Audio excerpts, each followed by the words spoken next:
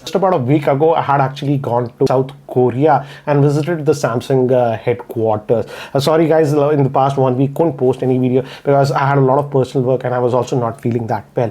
And I had actually carried this Samsung Galaxy S23 Ultra, which is a successor to the S22 Ultra, which I feel aged very well. In fact, I had actually posted a video on the S22 Ultra after the Android 13 update about 2 months ago. You can watch that. I'll leave the card. But anyways, let me actually give you the glimpses of the 3-day trip, what we did in Korea. In fact, they have a thing called SIM, Samsung Innovation Museum, which was spectacular. But let me just quickly share the snippets with you. There was no direct flight to Korea, so I had to take a flight from Hyderabad to Bangkok and from Bangkok to actually South Korea. This is when we actually landed in South Korea, just heading to the hotel. Hi guys, you could say this is the first day in Korea and it's morning and we are going to the Samsung city or something. We'll be leaving there and it's supposed to be pretty exciting and so let's see.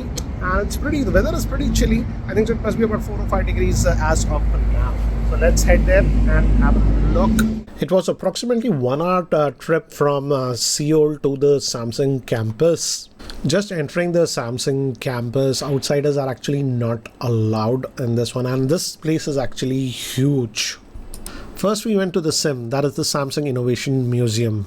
There was this pathway before we entered the Samsung Innovation Museum, basically showing us the progress that we have made in technology in terms of the gadgets and stuff we use.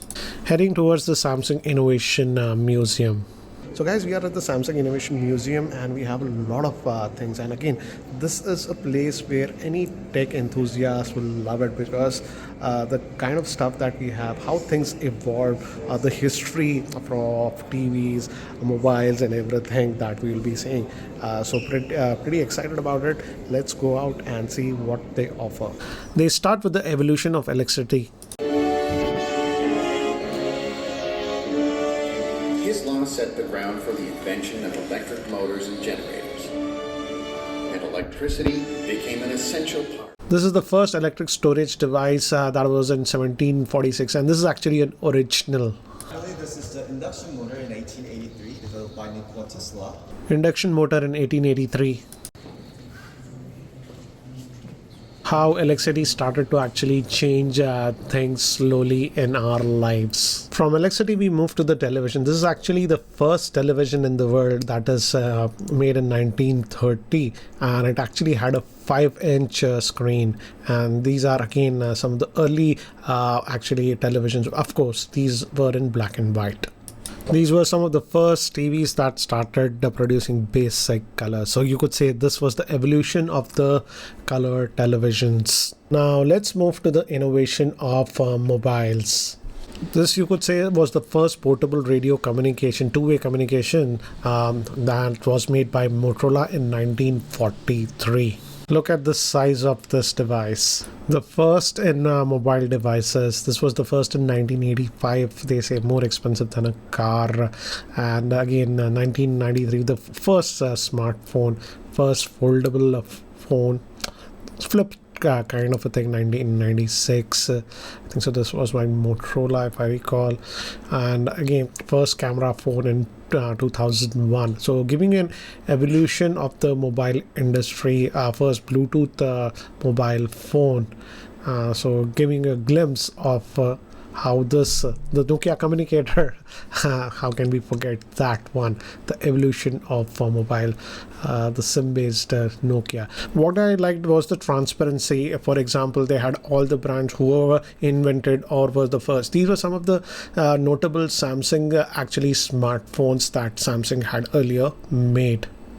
When we exited the Samsung Innovation Museum, this is what we saw, a cool touch. This location is actually very, very huge. They have actually cafeterias, they have shops, etc. here. So actually, it's like a mini city, you could say, within this. In fact, they had a very, very big cafeteria area, one of the biggest that I've seen. They also actually have various parks around the campus. Again, as you can see here, we have the view. They also have play areas and stuff over here. So it's kind of a small city kind of a thing. Also, you could say they call it the Samsung Digital City.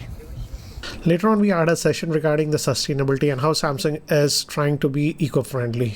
Next day, actually, we went to the Corning's factory. This was actually about 2 hours from our hotel. So we were taken in a bus. And again, sadly, I can't show you a footage because we are not allowed to actually take our smartphones inside the factory. But we did have a glimpse of how this Corning glass is made. This is actually the next day. It was a free day, the last day of the trip.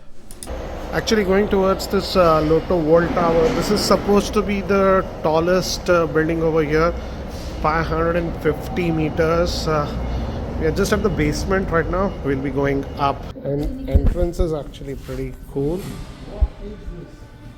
It's trippy. It's trippy to be.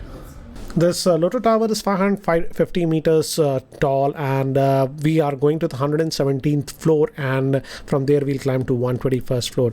This lift is supposed to be very, very fast. It actually holds a Guinness World Record. View from the 117th floor. And guys, this is actually trippy. Walking. See, we are just walking over it, so it is damn trippy. Looks easy on the... Wow. Everybody's feeling like trippy when you're walking on this. Okay, let's go back. Let's go back. Very nice view of South Korea from this observation deck on the Lotte Tower. Beautiful view of cherry blossom trees, and we were lucky because this blooms just about a week in a full year. We also went on a small cruise. This was a 40-minute ride, and just noticed the amount of seagulls that were there. Even when this boat was just moving, all the seagulls were just floating above us because people were feeding, and they were throughout the trip of this small ride. Back in India, and this was a small memento that they gave. So guys, that was my quick video on the Samsung trip to Korea. Pretty exciting trip, I would say. The biggest highlight for me was that Samsung Innovation Museum. But what do you feel was great in Korea? Do let me know. Anyways guys, that's it for now. Thanks for watching. This is Ranjit, and I hope to see you in my next video.